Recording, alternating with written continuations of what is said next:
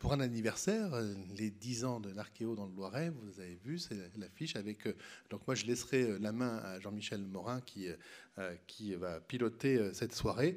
Mais je suis entouré de... alors, tout le service Archéo, peut-être qu'ils se présenteront, je pense, chacun. Mais je suis aux côtés de Laurence Belay alors, parce que je n'étais pas sûr de pouvoir arriver à l'heure.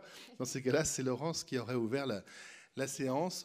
Laurence Bellet, qui est présidente de la commission culture, relations avec les territoires et patrimoine. Voilà. Et puis, à ses côtés, Alain Touchard, qui est président de la commission. Lui, c'est des routes, des bâtiments et des canaux. Donc, les deux, c'est dans leurs compétences respectives que se traite tout cet aspect archéologie. Donc, moi, je tenais à être présent quand même ce soir, alors à un moment ou à un autre de la soirée, mais j'ai pu arriver à l'heure, donc j'en suis très heureux. Parce que, bon, vous ne le savez pas, j'ai une formation d'historien. Donc j'étais à la fac d'histoire d'Orléans il y a bien longtemps, dans les années 83. Et j'ai fait, dans mon cursus, il a fallu faire des fouilles archéologiques. Donc j'ai été de ceux qui ont gratté le terrain sur Pithiviers-le-Viel. Je ne sais pas si vous connaissez cette commune du Pithiviers. J'avais la chance d'avoir un terrain de stage tout près de chez moi, parce que moi je suis du secteur de Pithiviers. Donc pendant quelques mois, j'ai dû m'exercer à l'archéologie avec plaisir. Il faisait beau en plus. C'était tantôt le pic, la pioche et la pelle, et puis tantôt on était sur des outils beaucoup plus fins.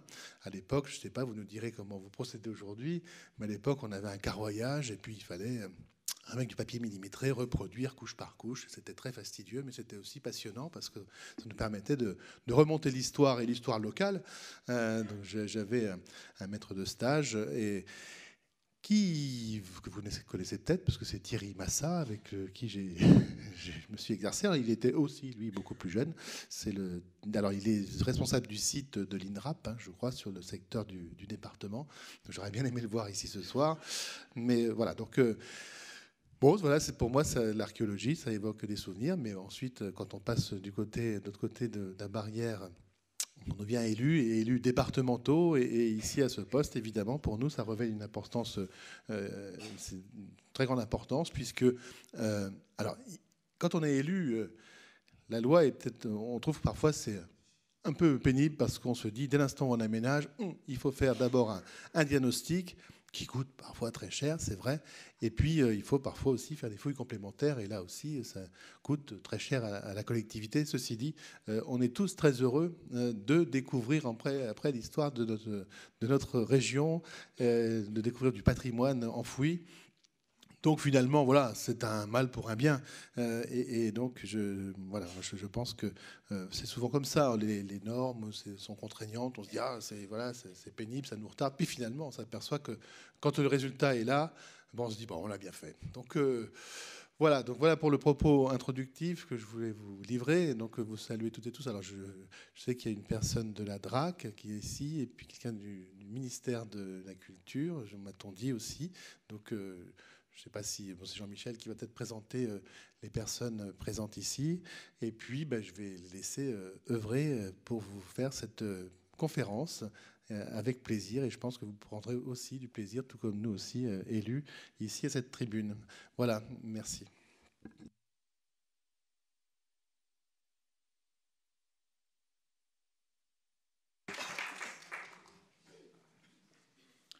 Bonjour. Bonjour. Après cette introduction de Monsieur le Président, je vais donc introduire la conférence en elle-même pour commencer par rappeler, en plongeant dans un passé lointain sur le contexte archéologique du département et de la création du service. Simplement pour rappeler que l'archéologie, c'est une science assez neuve, mais qui remonte quand même à des tréfonds et au passage de la notion de collection d'objets d'art anciens qui s'est substituée après les découvertes de Pompéi ou des choses comme ça, progressivement, à partir de la Renaissance, à la création de l'archéologie en tant que science humaine de recherche sur nos sociétés anciennes. Dans le département, l'archéologie, elle va débuter particulièrement à partir du XVIIIe siècle et surtout du XIXe siècle, avec une montée d'intérêt assez rapide pour la discipline, dans un contexte également de la construction de l'identité du roman national, et puis à la fin du XIXe siècle, des premiers pas de l'archéologie préhistorique.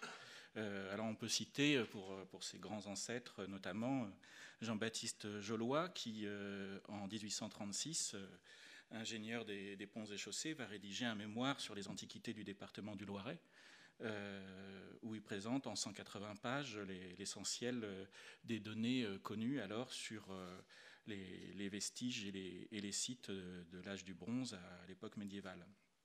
Et puis on a aussi des grandes découvertes, comme par exemple le trésor de Neuville-en-Sullias en 1861, qui, rapidement acquis par le musée d'Orléans, est aujourd'hui interprété comme un dépôt de clôture de sanctuaire gallo-romain, avant le passage à d'autres traditions religieuses. Au XXe siècle, si on passe rapidement, on a le développement, surtout dans le dernier tiers du XXe siècle, de l'archéologie de sauvetage, de l'archéologie programmée qui avait déjà commencé largement avant, et les prémices de l'archéologie préventive. Et c'est ainsi effectivement que dans le département, on a en 1971 Jean-François Baratin qui est ici, donc qui est le premier archéologue départemental créé au Loiret, mais pour toute la France aussi. Et puis qu'en 1974, on a la création de la Fédération archéologique du Loiret, qui réunit donc la majorité des associations archéologiques et travaillant dans le département, et qui, dès 1975, va s'attacher à publier annuellement la revue archéologique d'abord du nord du Loiret, puis du Loiret, maintenant du Loiret et de l'axe ligérien, toujours avec l'aide financière du département. La fin des années du XXe siècle, c'est vraiment le développement de l'archéologie de sauvetage et la mise en place de l'archéologie préventive. Alors, par exemple, dans le département avec la 71, et puis au tout début du XXIe siècle, de notre siècle. Je me suis trompé ? Peut-être. Avec la loi sur l'archéologie préventive de 2001 qui va créer l'INRAP, puis la loi de 2003 qui va permettre aux collectivités de pouvoir développer leurs services archéologiques. Et donc c'est à la suite des travaux de l'A19 que le département va décider la création de son service, qui va donc être créé en 2008. Alors, qui fait quoi dans notre territoire? Donc, les acteurs de l'archéologie. On a un grand nombre d'acteurs. L'État, qui a en charge la maîtrise scientifique, c'est-à-dire la prescription, le contrôle, la vérification que tout ça est bien fait. Christian Verjus, qui est ici, pourra toujours me corriger par la suite, qui a en charge la carte archéologique nationale, et donc s'occupe de gérer les opérations d'archéologie programmée et de prescrire et de contrôler les opérations d'archéologie préventive. Ceci pour simplifier, évidemment. L'INRAP, qui est donc un établissement public national, qui a donc été créé en 2001, qui est donc un opérateur national avec des bases en région et qui est en charge de la mission de service public des diagnostics, qui est en charge aussi de réaliser des fouilles préventives, qui réalise des fouilles programmées et qui est en charge aussi de la valorisation et de la recherche à l'échelle nationale. Le département, mais aussi le service municipal d'Orléans, qui est également représenté ce soir, qui sont donc des opérateurs archéologiques sur leur territoire et qui, comme l'INRAP, ont en charge les diagnostics, les fouilles et la valorisation et la recherche de tous ces éléments. Et puis des opérateurs privés qui, eux, ont un rayon d'action qui est au choix de l'entreprise sur le territoire national, voire au-delà s'ils le souhaitent, et qui, par contre, ne font pas de diagnostic, qui reste une mission de service public. S'ajoutent évidemment les universités, mais aussi les associations archéologiques. Donc ici, la Fédération archéologique du Loiret, qui en réunit un grand nombre, qui participent à la recherche, réalisent des fouilles programmées, etc. Donc tous ces acteurs qui interagissent entre eux, sont connectés et qui permettent le bon fonctionnement de toutes ces missions de recherche, la qualité de la recherche archéologique, et qui, par un travail en partenariat, dans la plupart des cas, permettent donc d'avoir une bonne acceptabilité de l'archéologie dans l'aménagement du territoire.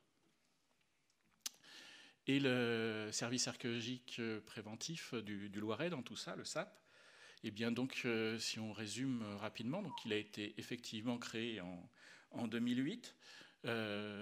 Ses premières missions, ça a été d'abord de monter un dossier pour obtenir un agrément du ministère de la Culture pour pouvoir réaliser les opérations d'archéologie préventive, mais également, dès le départ, de valoriser les résultats de la 19 en partenariat avec l'INRAP et avec une très belle exposition qui avait été mise en place à Chamerolles, aux origines du Loiret. 2010-2012, c'est donc le développement du service, la réalisation déjà d'assez nombreuses opérations. 2016, le département a délibéré pour que l'on puisse également réaliser des fouilles pour des tiers et pas seulement des fouilles pour les seuls aménagements du département. Et puis, cette année 2019, nous venons d'être habilités pour continuer les opérations d'archéologie préventive. Alors, j'ai parlé d'agrément précédemment. L'habilitation, c'est un nouveau terme qui est lié à la loi création, architecture et patrimoine qui a été votée en 2016 et qui va distinguer désormais les services de collectivité des services des opérateurs privés, en reconnaissant plus la place assez particulière des collectivités territoriales, parce que, en tant que collectivités territoriales, elles entretiennent une relation importante avec leur patrimoine. Et donc, cette reconnaissance va aussi dans les modalités d'exploitation scientifique des opérations et du patrimoine archéologique, par le biais notamment d'une convention avec l'État, dont on a présenté un projet, et donc il va falloir maintenant prochainement voter la convention en elle-même pour montrer un peu comment tout ça fonctionne. Et donc l'équipe aujourd'hui compte 12 agents, avec un 13e agent proto-historien qui est en cours de recrutement, de manière à ce que nous puissions intervenir sur cette période archéologique, le service étant aujourd'hui habilité pour réaliser des diagnostics de toute période, puisqu'on ne sait pas, quand nous réalisons un diagnostic, sur quoi nous allons tomber comme vestige, si je peux utiliser cette expression, et puis des opérations de fouille, mais pour les opérations de fouille, aujourd'hui, nous sommes normalement limités sur les périodes historiques, c'est-à-dire l'Antiquité, le Moyen-Âge et la période moderne. Pardon. Donc les missions du service de l'archéologie, elles sont multiples, mais elles commencent déjà par une question de s'intégrer dans l'aménagement du territoire. Alors s'intégrer, c'est participer en amont et parfois en aval dans les projets du département, aussi bien pour les projets de collège, par exemple comme ici le collège de Main-sur-Loire, pour les sites patrimoniaux du département comme le château de Gien, ou pour la déviation de Jargeau, donc les contournements routiers.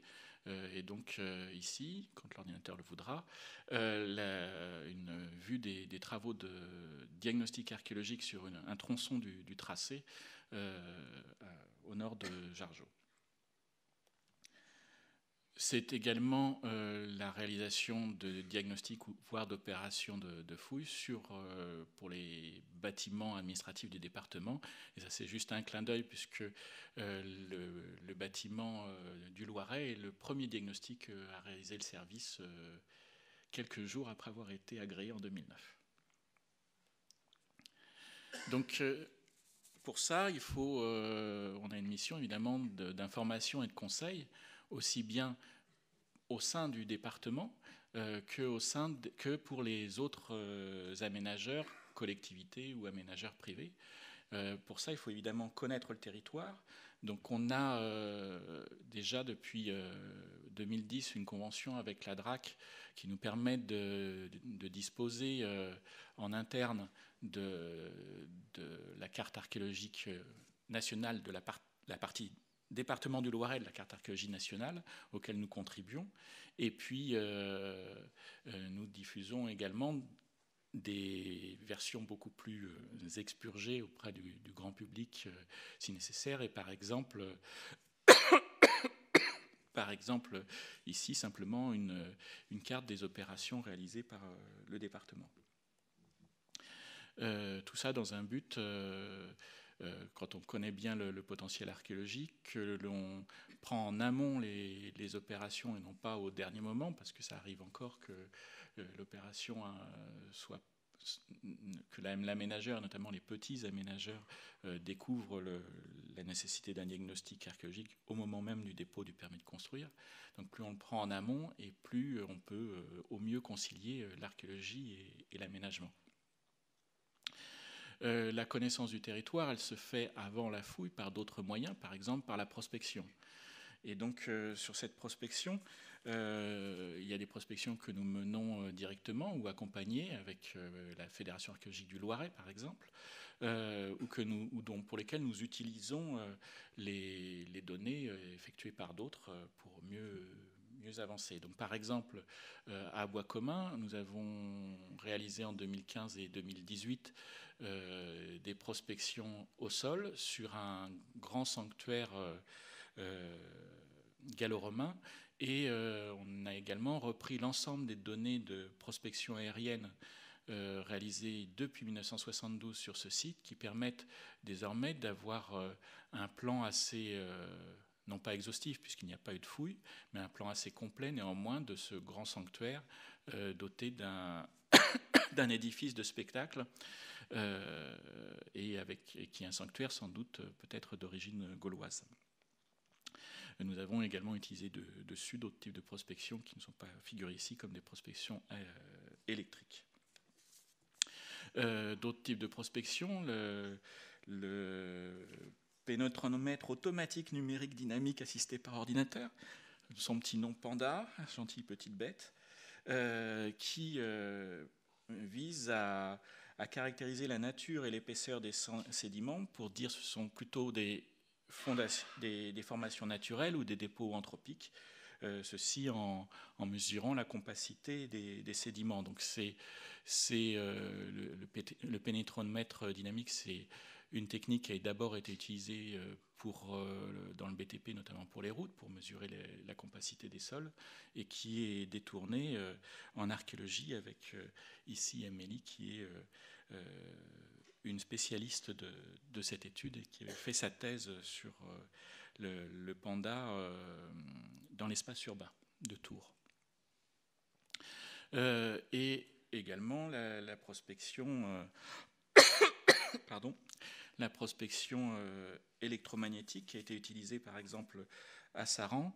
En cours de fouille, nous avions mis en évidence des souterrains médiévaux, en cours de fouille d'un village médiéval dont on parlera tout à l'heure.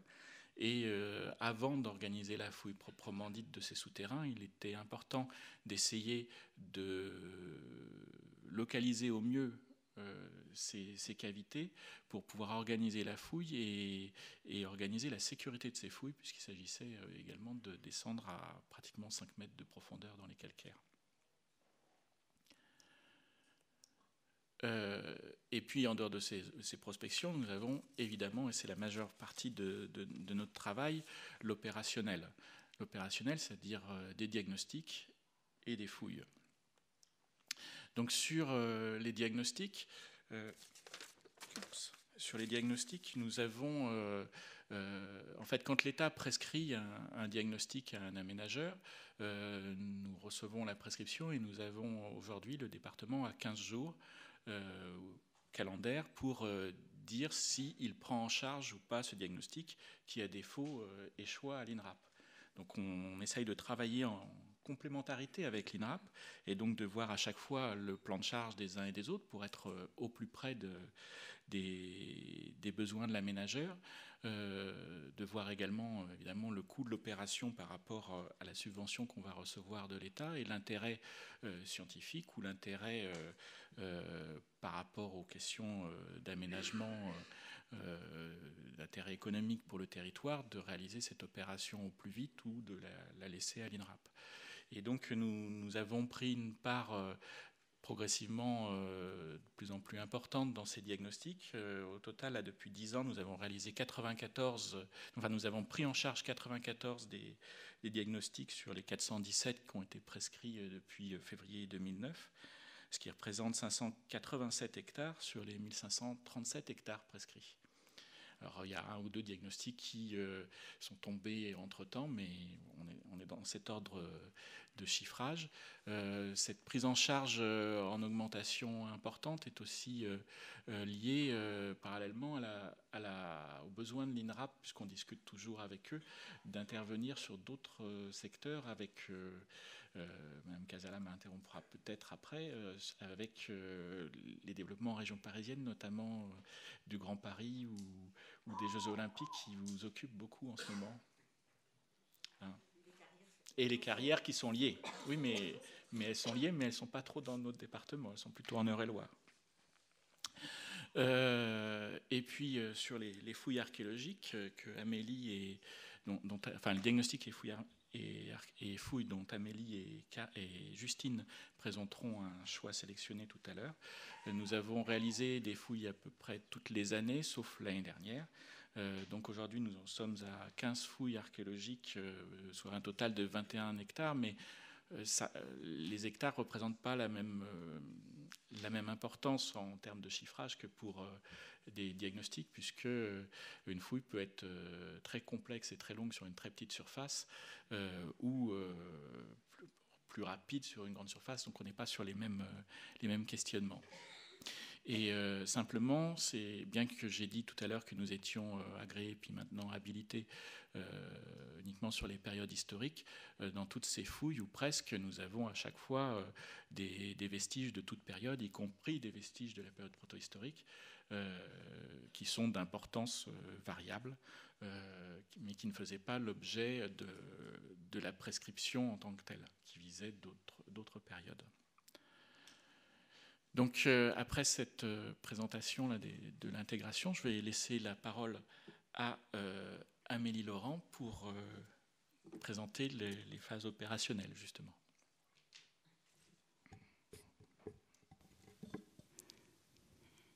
Donc, une autre de nos missions, évidemment, vous avez compris, c'est de fouiller. Donc là, ici, vous avez la carte qui représente l'ensemble des vestiges archéologiques qui sont recensés à l'échelle du département, les petits points en gris. Et nous, on a reporté les différentes opérations que nous avons réalisées depuis une dizaine d'années. Ici, nos opérations sont représentées selon leur type, diagnostic, fouille, prospection et sauvetage urgent. Et vous avez ici reporté les noms des communes concernées. Donc, comme vous l'a dit Jean-Michel, on a fait une sélection. On a décidé de vous présenter donc des opérations, mais on a fait une sélection. On aurait bien voulu tout vous présenter, mais on y passerait des heures. Et donc, on a aussi décidé de faire des focus sur des informations. On ne peut pas tout présenter. Et nous avons également choisi de présenter les données non pas par ordre, par chronologie, mais plutôt à l'échelle de chaque territoire, gros territoire du département, qui correspondent en fait aux paysages qui caractérisent le Loiret. Donc on a la forêt d'Orléans, la Beauce, le Gâtinais, le Génois, le Val-de-Loire et la Sologne. Et puis, donc, juste pour vous informer, pour que vous puissiez suivre notre présentation, vous verrez à chaque fois sur chaque diapositive des repères pour vous rappeler dans quel territoire nous nous citons et également de quelle période il s'agit, voilà, selon les vestiges. Alors, dans la forêt d'Orléans, on va vous présenter donc une opération à Boigny-sur-Bionne, à Trénoux et à Saran. À Boigny-sur-Bionne, l'opération vient juste d'être terminée, le rapport vient juste d'être terminé, et donc vous avez ici un plan qui synthétise l'ensemble des informations. Ici, plusieurs occupations ont été recensées et se répartissent entre l'époque proto-historique à l'époque moderne. Et donc, comme sur l'ensemble des sites, l'enjeu est de comprendre notamment comment évoluent les occupations au cours du temps, dans la longue durée. Si on fait un zoom, on a de nombreux vestiges d'une villa gallo-romaine sur le site. Et donc, on a l'exemple ici d'une photo d'une coupe de fossés gallo-romains qui ont fourni beaucoup de mobilier archéologique. Comme vous le voyez, il y a la trace en fait, de terre cuite architecturale et de céramique, ce qui nous permet de dater les fossés. On a également retrouvé des bâtiments maçonnés. Donc là, ici, vous avez la photo d'un sondage qui a été réalisé contre une de ces maçonneries qui a été interprétée comme une cave qui appartenait à un bâtiment.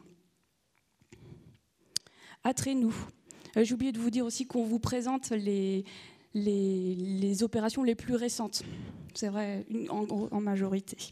Donc à Trénoux, rue du Vieux Moulin.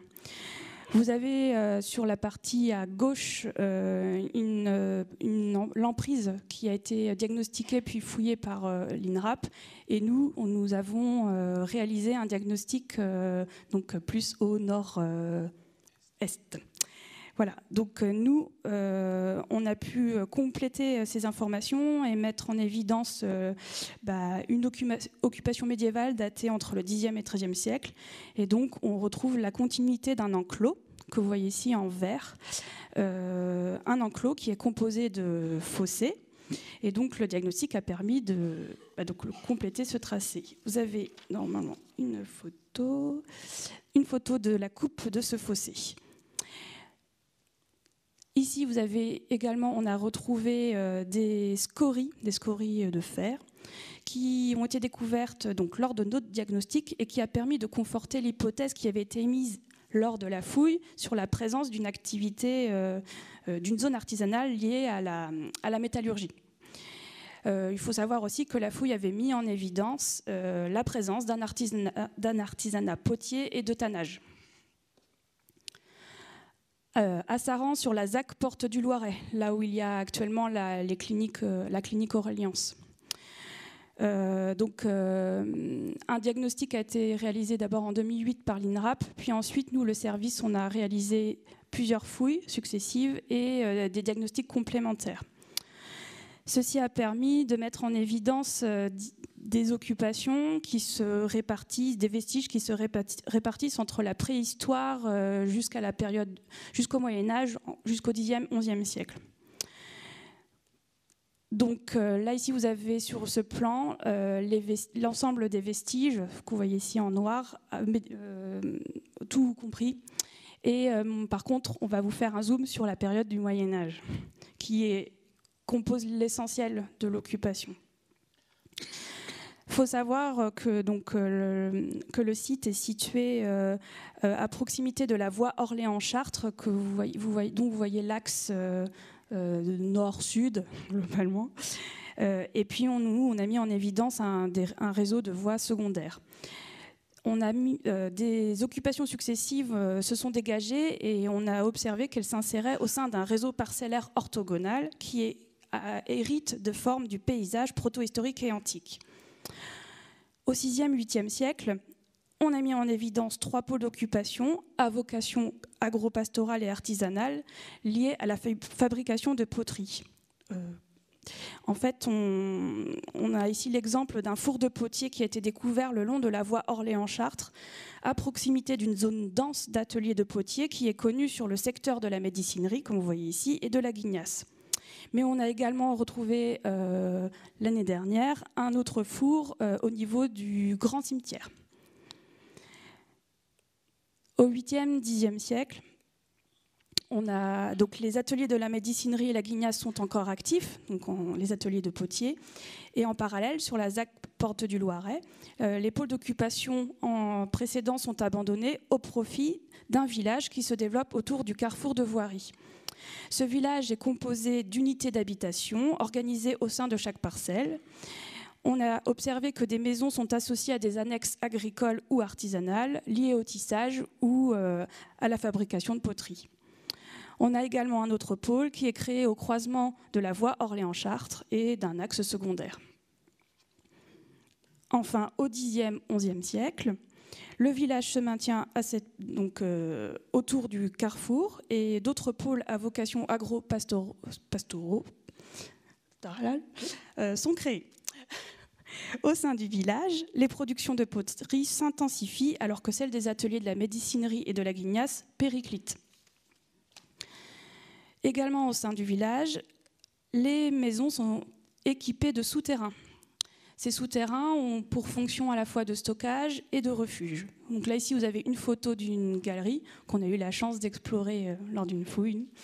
Et donc là, ici, ça vous permet de vous donner un peu les conditions un peu plus exceptionnelles qu'on ne rencontre pas tous les jours, en tout cas dans notre quotidien, en tout cas au service. C'est le seul exemple qu'on nous connaît pour l'instant. Voilà, on espère le refaire encore. Et puis, donc là, c'est pareil, un focus pour vous dire qu'on a trouvé beaucoup de mobilier archéologique, et notamment ici vous avez l'exemple d'une fibule cloisonnée. Alors en fait, il s'agit d'une broche dont la décoration en verre est sertie dans des cloisons de métal qui délimitent les motifs. Ici, vous avez une croix de Malte en bleu. Il s'agit ici, le témoin de la présence d'habitants au statut privilégié sur le site. Alors, après dans la Beauce, donc on va vous présenter 2 sites sur Gidy, un site à Poupry, Artenay-Poupry, et un à Boissou. Alors, à Gidy, Coulvreux. Donc là, c'est un enclos proto-historique qui a été mis au jour, donc daté de l'Athènes. Donc, le diagnostic a mis en évidence cet enclos fossoyé, donc on a ici la photo d'un fossé, et également la présence de zones de bâtiments au travers on l'a déterminé à partir de trous de poteaux que vous voyez ici en photo. Là, ici, ce que vous voyez en noir, c'est l'empreinte qui est resté en fait d'un poteau qui a peut-être été incendié en fait sur place, puisqu'ici on a la trace de charbon et de torchis. L'INRAP a fait la fouille l'année dernière, et donc là ici on a un plan superposé à la fois du diagnostic et de la fouille. Donc évidemment la fouille a permis de retrouver ces éléments et de compléter les informations sur le site. Donc il s'agit bien ici d'une ferme avec des différents bâtiments. Cette ferme est datée de période que d'autres enclos connus par des diagnostics et des fouilles dans le secteur du nord-ouest d'Orléans, que vous voyez ici sur la carte. Donc à cette échelle-là, on change d'échelle, et nous, on se pose plein de questions. On se demande quelle était la relation entre ces enclos. Est-ce qu'il existait une hiérarchie? Quel était le lien avec Orléans-Cénabum?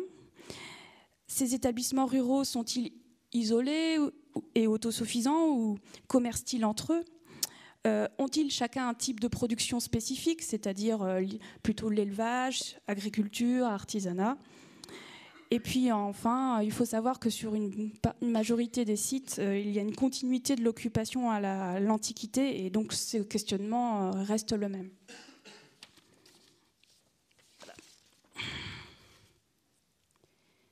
Gidy rue du Château. Donc là, lors de la fouille, il a été mis en évidence une occupation rurale datée entre le 6e et le 9e siècle. Donc on a une zone d'habitat qui comprend un réseau de fossés qui forment des parcelles, un bâtiment en ossature en bois, difficile à restituer, des fosses de stockage et également un four domestique que vous voyez ici en photo. Là, ici, vous avez une vue de la fouille en cours de ce four. Vous voyez la partie qui est en orange, c'est la partie qui a chauffé. Ce four a dû être utilisé soit pour cuire du pain ou des aliments. Ça, on n'a pas pu le déterminer.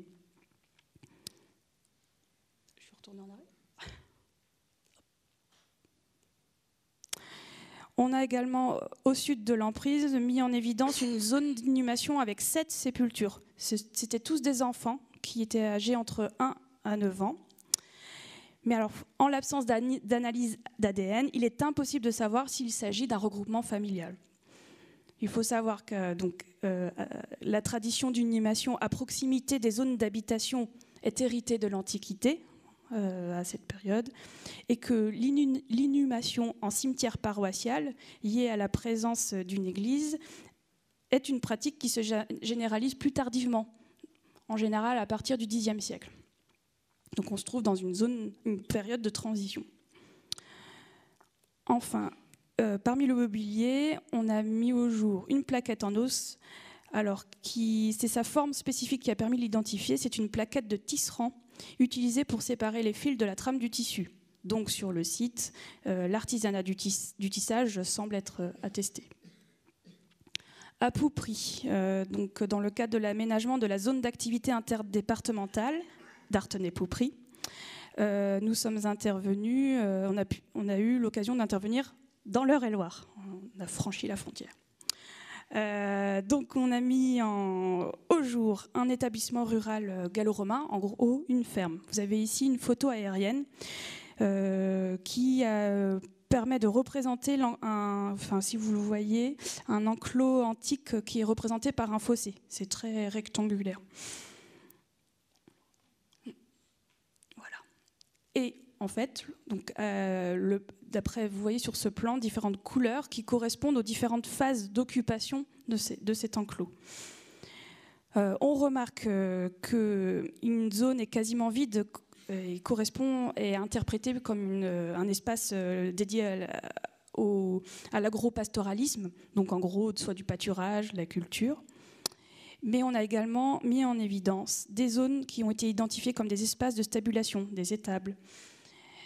Alors, on a aussi mis au jour une fosse que vous voyez ici en photo, qui a pu être identifiée comme une potentielle fumière grâce à des analyses physico-chimiques. Ce qui nous a alertés, c'est la présence de matière organique. Vous voyez, c'est très très noir, et donc c'est ça qui nous alerte et qui nous fait lancer ce type d'analyse. On a également retrouvé des clarines, donc c'est l'équivalent d'une cloche à vache, mais pour des plus petits animaux, comme les chèvres. Vous avez ici la photo de la version lorsqu'on la retrouve lors de la fouille, et la version restaurée. À Boisseau, donc là, l'opération est toute récente, elle a été faite cet hiver, et vous avez ici seulement un plan brut. Voilà, ça vous donne aussi une idée de l'étape.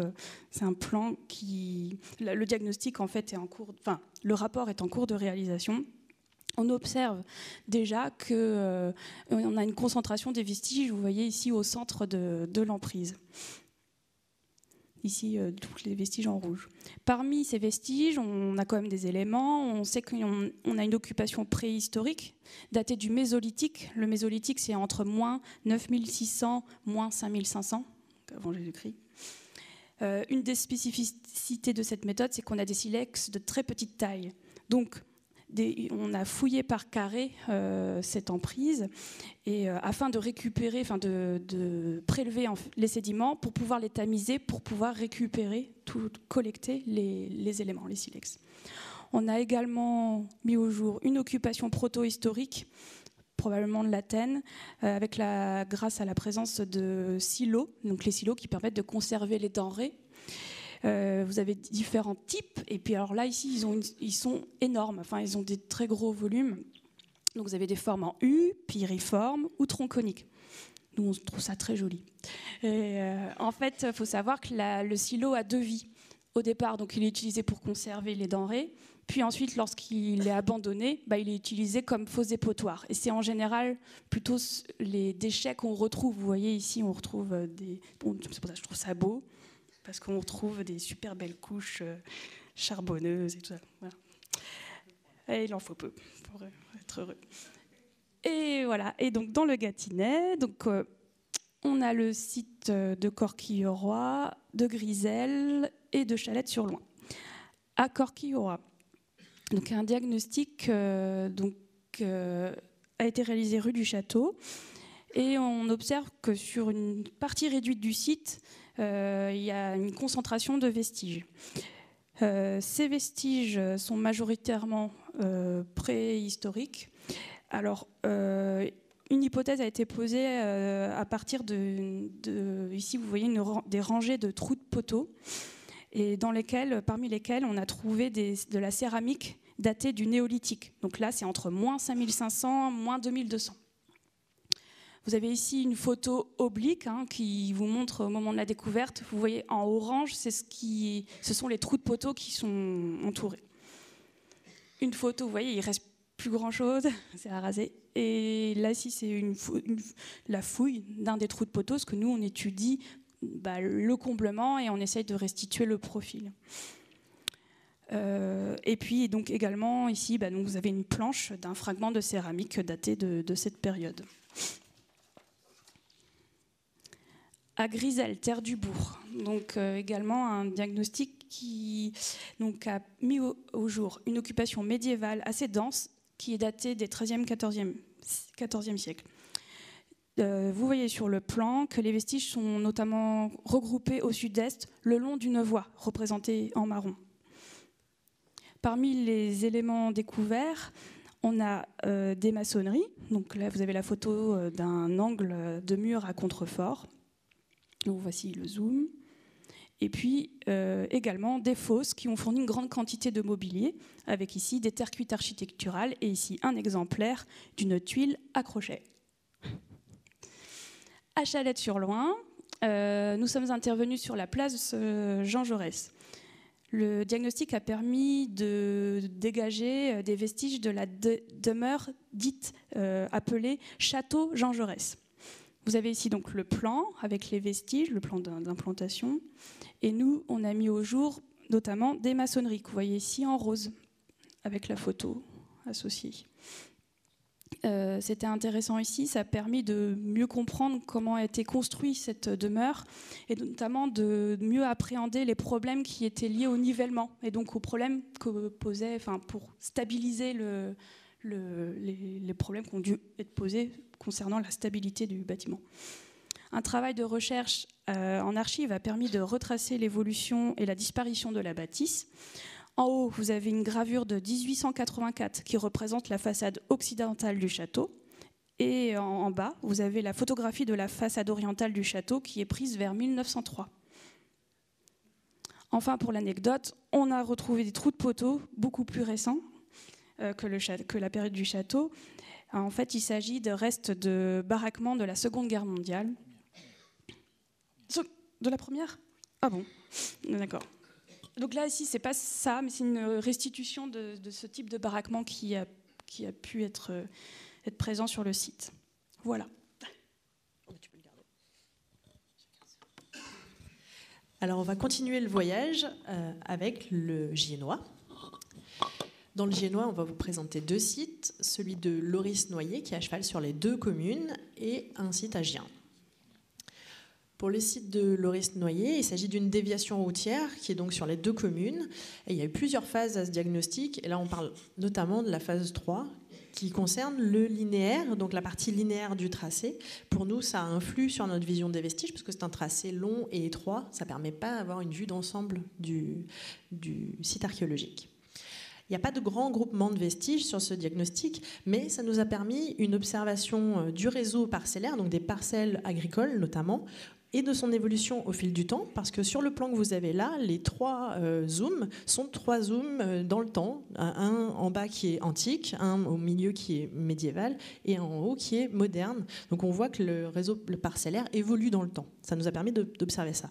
Et pour l'anecdote, lors du diagnostic, et le responsable d'opération est là aujourd'hui, je pense qu'il pourra le dire, il y a eu notamment beaucoup, mais vraiment beaucoup de drains contemporains. Donc il semblerait que le besoin d'assainir la zone comme avec des fossés a continué dans le temps, même à l'époque contemporaine, avec la constitution de drains. Donc voilà un fossé antique, en vue oblique aussi, et puis un petit zoom sur le comblement de ce fossé. Pour le site de Gien, donc il s'agit du château-musée de Gien. Là, vous avez un plan général avec le château actuel en jaune et les différentes parties du château et autour du château. avec notamment les différents diagnostics intérieurs et extérieurs qui ont été effectués par le service. Donc c'est les parties en pointillés.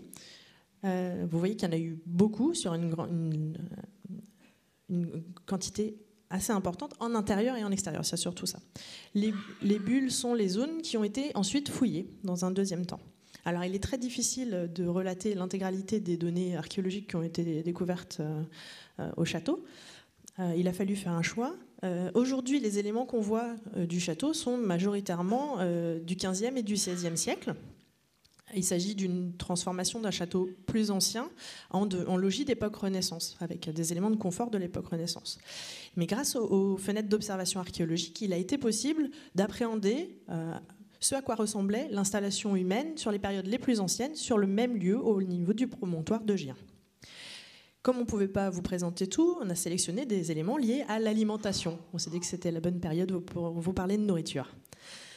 Donc pour les périodes les plus anciennes qui ont été découvertes grâce à l'archéologie, on est sur du 9e au 11e siècle. C'est une étude qui a été effectuée au rez-de-chaussée bas, donc une des fouilles qu'on a réalisées. Donc c'est à l'intérieur du château, dans ces caves actuelles, l'équivalent de ces caves. Ça a démontré une occupation avec des bâtiments, ce qu'on vous disait, des bâtiments à ossature en bois, donc sur poteaux. Et dans cette fouille, parmi les éléments découverts lors de cette fouille, on a découvert des sols construits, donc c'est l'image que vous avez en haut. Des analyses ont été effectuées pour pouvoir les regarder au plus près, donc des sols construits de manière avec du minéral et du végétal, mais au-dessus de ces sols, il y avait une grande quantité de rejets, et notamment des rejets de charbon, de cendres et des coquilles d'œufs. Ça nous donne une idée de l'utilité de la zone. Au sein des vestiges de cette période ont aussi été découvertes des graines de poivre. C'est les graines que vous avez en bas. Alors c'est commun aujourd'hui, le poivre, on peut en consommer facilement, mais à l'époque elles sont rares et très coûteuses, vraiment très coûteuses. On peut même les utiliser comme monnaie d'échange parce qu'elles viennent de très loin, notamment d'Asie. Pour les périodes suivantes, au XIIe, XIVe siècle, là on a des occupations surtout au niveau du belvédère ouest. Donc c'est la partie qui est à l'extérieur du château. Aujourd'hui, c'est une sorte de jardin. Sur cette zone-là, on a eu notamment des bâtiments maçonnés plutôt que des bâtiments sur poteaux, en majorité, on va dire. Et parmi les vestiges, on a découvert ce pot, ce pichet, qui est une forme spécifique de cette époque, et qui là est restauré. Vous voyez une partie des morceaux recollés et une partie restaurée. Encore un saut dans le temps, et là on passe au XVIe, XVIIIe siècle, et là plusieurs éléments peuvent être notés concernant l'alimentation à cette période. Vous avez notamment en haut une vertèbre de dauphin. Alors une vertèbre de dauphin à Gien, quand on fait un peu de géographie, c'est un peu problématique. Surtout que cette vertèbre, vous voyez sur son côté droit une espèce de trace, c'est coupé net, et il s'agit d'une trace de découpe qui montre que l'animal a été consommé, qu'on a mangé du dauphin à Gien à cette période. Un peu comme une darne aujourd'hui. Et ça correspond aussi à un repas de très haute qualité. On ne mange pas du dauphin facilement à cette période. Notamment, on en mange en banquet royal. Voilà, ça donne une idée du niveau de vie. Le plat que vous avez au milieu s'appelle un lèche-frites. C'est l'équivalent de notre lèche-frites aujourd'hui. C'est-à-dire qu'on va le mettre sous un plat de viande, sous une viande qui est rôtie pour récupérer le jus. C'est le même principe, sauf que là, il est en céramique. C'est une forme aussi typique de cette période. Et l'élément que vous avez en bas, c'est la partie carrée que vous voyez en carreau de pavement.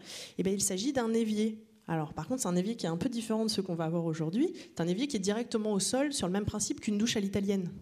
Voilà. Et avec un système d'évacuation d'eau. Donc là, on est aussi sur une pièce qui va correspondre à une cuisine. C'est celle où on va avoir besoin de cette évacuation d'eau facile.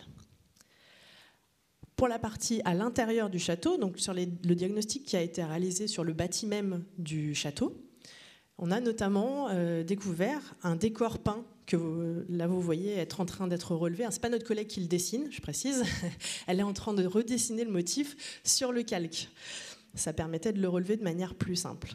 Et là, c'est un décor de serviteurs portant des volailles. On voit qu'ils amènent la nourriture pour être mangée. Et c'est situé sur le manteau d'une cheminée qui en fait intégrait à l'intérieur même de la cheminée un potager. Et le potager, à l'époque, c'est l'équivalent d'une cuisinière actuelle. Voilà, donc on est vraiment dans un lieu de cuisine. Pour le Val-de-Loire, on va vous parler de Tavers et de Main-sur-Loire notamment. Tavers, c'est une série de 3 diagnostics qui ont été réalisés côte à côte en 2016. Mais cet ensemble antique, donc on est sur la période antique, l'ensemble antique, il a été vu dès les années 70 par des photos aériennes. Ces photos aériennes, elles concernent pour la partie gauche, donc la partie nord-ouest du site, et pour la photo de droite, la partie sud-est. Les bâtiments au nord-ouest étaient déjà identifiés comme appartenant à une villa antique qui s'appelle la villa de Coudres. Pour ceux qui sont du coin, ils doivent en avoir entendu parler. Le diagnostic du SAP, lui, a concerné la partie de droite. Donc vous avez un rectangle qui vous montre les vestiges qui ont été découverts.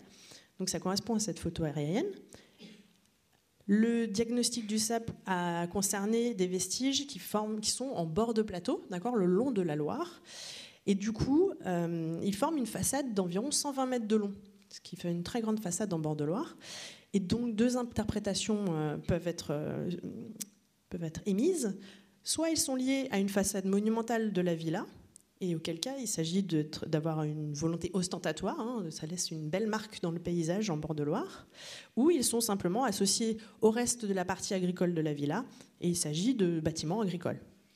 Donc quand on zoome sur les vestiges, donc là les vestiges, les maçonneries, ce sont les éléments en rose. Et donc là, vous en voyez des petits morceaux, mais tout combiné, ça fait plusieurs bâtiments et qui forment 120 mètres de long. Ça, c'est un exemple de bâtiment. Et lorsque l'on zoome, voilà, par exemple, la maçonnerie vue de plus près avec un contrefort. Parmi les structures archéologiques qui ont été découvertes, on peut aussi noter, alors c'est une vue un petit peu à l'horizontale, il s'agit d'un caniveau, mais maçonné, avec un fond et des bords maçonnés. Là, il nous manque la partie couverte. Voilà pour Tavers. À Main-sur-Loire, là, de nombreuses périodes sont concernées par le site, vous le voyez, depuis la préhistoire jusqu'à l'époque moderne. Il a fallu choisir, encore une fois, donc on vous a fait un zoom sur chaque période. Pour la préhistoire, on va avoir une occupation néolithique majoritairement, dont les limites n'ont pas été clairement identifiées, et avec du mobilier réparti sur l'ensemble de l'emprise du diagnostic. Et là, notamment, on a découvert un bracelet en schiste du néolithique qui était découvert dans une fosse isolée. Pour la proto-histoire ancienne d'époque Hallstatt, on a découvert des fosses qui correspondent à un habitat ouvert, donc un habitat qui est pareil, réparti sur une grande surface. Cette fosse, là vous la voyez coupée de moitié à la pelle mécanique pour voir son comblement, assez charbonneux. Pour la proto-histoire récente, donc l'Athènes, juste avant la conquête romaine, on a un enclos fossoyé, donc comme on vous en a présenté déjà plusieurs depuis le début de cette conférence. Et là, cet enclos, il fait environ 3 à 4 mètres en surface à l'ouverture. C'est un très grand enclos. Et 2 mètres de profondeur. Voilà, donc on est sur des grandes mesures. Et là, vous avez une photo donc d'une coupe réalisée dans ce fossé. Pour l'Antiquité, ce sont des bâtiments maçonnés majoritairement qui ont été découverts. Et là, vous avez un sondage qui a été réalisé dans la fondation une fondation de maçonnerie. Pour le Moyen-Âge, une voie a été découverte. C'est le trait violet que vous avez sur le bleu-violet que vous avez sur le plan, mais celui le plus au nord. Et cette voie, elle est pavée. On voit même les traces d'ornières donc c'est ces petites traces-là que vous avez ici. Ça, c'est les ornières qui ont été laissées dans la pierre. Donc cette voie, c'est notamment l'affiche de la conférence d'aujourd'hui. Mais zoomé. Voilà, vous saurez. Et pour la période moderne, il s'agit en fait d'une ferme qui était mentionnée sur des plans anciens et dont on a trouvé les restes, avec notamment cette margelle de pluie. En 2018, ont été réalisées des fouilles par l'INRAP. Le rapport est encore en cours, c'est pour cette raison qu'on ne peut pas vous présenter les données. Et là, les fouilles ont concerné majoritairement l'occupation Hallstatt, proto-histoire ancienne, proto-histoire récente et les éléments gallo-romains.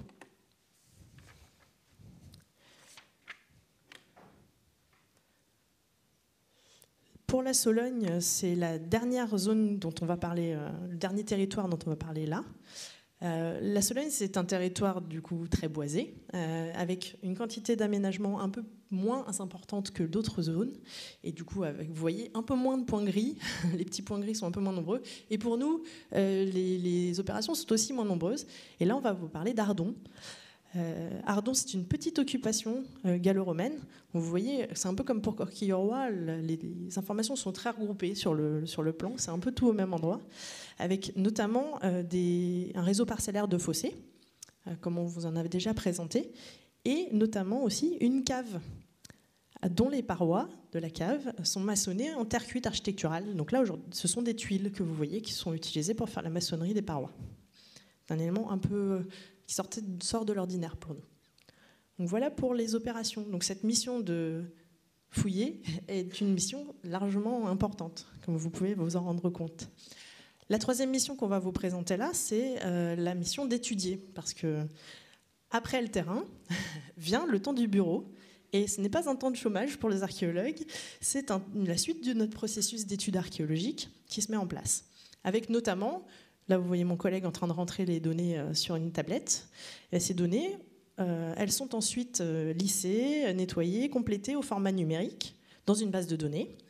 Le dessin que vous avez à droite, qui est un dessin de terrain, est ensuite repris numériquement pour être inséré dans les rapports. Ensuite, le lavage est réalisé, donc je reviens un peu en arrière, le lavage est réalisé soit à la brosse à dents, ce qu'on nous voit le plus souvent faire sur les photos, soit au Karcher, comme vous voyez là, en fonction du type de mobilier, ça arrive qu'on nettoie au Karcher. Donc le mobilier est ensuite reconditionné, nettoyé, étiqueté et inventorié, voilà, je vais y arriver. Ensuite, les données qui ont été prises en topographie sur le terrain vont être traitées au bureau pour réaliser des plans, légentés pour faciliter l'étude et pour faciliter la communication auprès du public notamment. Et ces étapes, ainsi que de nombreuses autres dont on ne pouvait pas parler là, participent à l'élaboration des rapports finaux d'opération. Donc un rapport final d'opération a lieu à la fin d'un diagnostic et à la fin d'une fouille. On réalise un rapport dans les deux cas. Au sein du service, un certain nombre de spécialités et de compétences sont représentées par l'équipe. On a notamment la céramologie, donc l'étude des céramiques. Dans notre service, c'est l'étude des céramiques médiévales et modernes. L'étude des terres à bâtir. Donc, les terres à bâtir, c'est le torchis, le pisé, l'adobe, ces différentes techniques. On a aussi l'archéozoologie, donc qui est l'étude des restes d'animaux, de faune et de matière animale, découverts sur les sites archéologiques. Les éléments en terre cuite architecturale dont on a déjà parlé, donc tuiles, briques, etc. L'instrumentum, qui est l'étude de ce qu'on appelle entre nous le petit mobilier, c'est le mobilier non céramique, donc mobilier en métal, en verre, en pierre, etc. On a aussi l'anthropologie qui est représentée au service, donc l'étude du squelette humain, mais pas seulement, c'est aussi l'étude de la mort en général et des pratiques liées à la mort dans les différentes périodes. Ces spécialités ne sont pas seules, on a aussi besoin de spécialités et de compétences scientifiques pour l'élaboration de nos données archéologiques parmi des partenaires. Celles qu'on n'a pas au sein du service, on va les chercher chez des partenaires par convention ou par prestation. On peut citer, mais bien sûr la liste n'est pas exhaustive non plus, la micromorphologie, qui est l'étude des sédiments, mais à l'échelle microscopique pour voir leur composition. La céramologie sur les périodes différentes de celles de notre céramologue en interne. La carpologie, donc quand il s'agit d'étudier des graines de poivre, autant vous dire que nous, on ne sait pas trop le faire. Donc on demande à ceux qui savent faire mieux que nous. Et les études un peu spécifiques selon les sites. Là, vous avez une étude de mortier, notamment, qu'on voit de manière très très zoomée. Et donc pour l'anecdote, la tache noire que vous avez au milieu, c'est un insecte qui a été piégé au moment de la construction du bâtiment. Ça peut nous donner des petites surprises. Parmi les compétences qu'on va utiliser au sein du service, on a parlé déjà de la carte archéologique. Elle a été mentionnée comme étant coordonnée par l'État. Et le SAP participe à l'alimentation de cette base de données. Donc la carte archéologique, elle regroupe les informations archéologiques de toutes époques et obtenues depuis tout type de sources. Il va y avoir la source de données de terrain, donc de prospection, d'archéologie programmée et d'archéologie préventive, dont on vous a parlé depuis le début de cette conférence. Aussi des plans et cartes anciennes. On va avoir les photographies anciennes aussi et les écrits anciens. Ça peut être les inventaires, les écrits de notariés, etc. Cette base de données, elle permet d'effectuer des recherches. Donc voilà, ça c'est notre base de données, c'est ce dans quoi on rentre nos données. Elle permet d'effectuer des recherches, de retrouver des informations archéologiques détaillées, c'est-à-dire avec leur localisation, leur datation, le type de structure, etc. C'est un outil d'aide à la décision pour l'État, mais c'est aussi pour nous un outil de conseil aux aménageurs, justement. Ça participe à notre connaissance du territoire. La recherche scientifique, c'est aussi dans cette mission d'étudier. Le rapport final d'opération n'est pas la finalité de notre service. Le travail scientifique continue, avec notamment des programmes de recherche, donc avec les différents partenaires, ça peut être des opérateurs, des universités, qui se rencontrent et qui permettent d'avancer plus loin dans la recherche, mettre en commun leur savoir et leurs compétences. Des colloques où on partage l'information en direct, on discute sur certains sujets, on fait évoluer les disciplines, et des publications, donc pour diffuser les données à plus grande échelle. C'est une grande part de notre travail aussi. Voilà pour cette mission d'étudier. Et la dernière mission, c'est la mission de valoriser. Donc là, on est sur une diffusion des données, mais auprès de différents publics, pas uniquement du public scientifique. Cette diffusion de données, c'est aussi une grosse action du service, c'est une mission à part entière. Elle prend des formes variées pour s'adapter à un public qui est tout aussi varié. On va avoir notamment des rendez-vous tous les ans, tous les 2 ans, type Journée du patrimoine, le Festival de Loire, par exemple, ou les Journées nationales de l'archéologie, pour ceux qui ne connaîtraient pas, qui ont lieu en juin, qui sont aussi un grand rendez-vous, qui sont l'équivalent des Journées du patrimoine, mais pour l'archéologie uniquement. On va avoir la création de supports pédagogiques, de jeux. Voilà, on crée des supports pour aller au contact du public et donner de la donnée scientifique sous une forme plus ludique. On va avoir aussi tout ce qui va être réseaux sociaux et réseaux numériques du département, loiret.fr, Facebook, etc., de manière à communiquer autour du service. Des portes ouvertes sur site, dès que cela est possible. Après, ça reste des sites archéologiques sur des délais contraints, et avec notamment pour les diagnostics des engins, donc on ne peut pas ouvrir n'importe comment, mais quand on le peut, on le fait. Des conférences tout public, comme aujourd'hui, et des événements plus ponctuels, type exposition et itinérance d'exposition. Les expositions qui sont créées sont conçues de manière à pouvoir être ensuite empruntées. Ce sont des panneaux qui se gèrent tout seuls. Voilà, donc vous êtes prévenus, vous pouvez emprunter nos expositions. Un public un peu à part, c'est le public scolaire, avec des actions spécifiques mises en place, notamment des partenariats, dont un qui se prolonge depuis plusieurs années avec le collège de Pithiviers. L'accueil de stagiaires de 3e au sein du service, on en a beaucoup, on en a presque 3 à 4 par an. Donc c'est quand même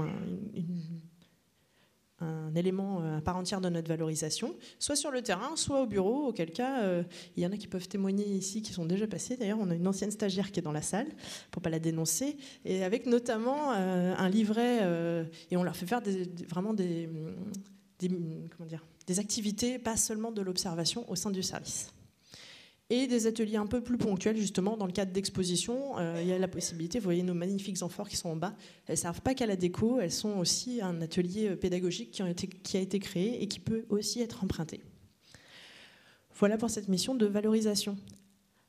Alors pour conclure, quelle perspective pour le SAP aujourd'hui ? Eh bien, conserver et développer ces 4 missions principales. La mission d'intégrer, on va la conserver et la développer en recueillant toujours des données archéologiques, afin de continuer à donner la meilleure expertise et le conseil le plus juste aux aménageurs qui nous sollicitent. La mission de fouiller, c'est continuer à collecter des données archéologiques dans tout le Loiret. On peut parler notamment de la réalisation des projets du département. On peut parler notamment aussi de dernière phase de diagnostic et de fouille de la déviation de Jargeau, qui est dans des projets proches du SAP. La participation à des projets pour des tiers, avec notamment le projet de musée à Sceaux-du-Gâtinais, qui est porté par la communauté de communes des 4 Vallées et auquel le département est associé. Pour la mission étudiée, de nombreuses perspectives avec des fenêtres de recherche à échelle plus large, c'est ce que ma collègue vous disait tout à l'heure, avec par exemple le secteur nord-ouest d'Orléans, donc les communes de Saran-Gidy, où vous avez vu beaucoup de sites, et on en a vraiment beaucoup, Saran-Gidy et Ormes, ou encore un projet de recherche sur la fenêtre de la forêt d'Orléans. L'habilitation dont Jean-Michel vous a parlé tout à l'heure a notamment permis au SAP de s'engager dans ces projets en les inscrivant directement dans notre projet de service. Et pour la valorisation, la perspective, c'est de continuer à vous transmettre les avancées scientifiques en matière d'archéologie et de vous emmener toujours au plus près du patrimoine de votre territoire. Merci de votre attention et à vos questions.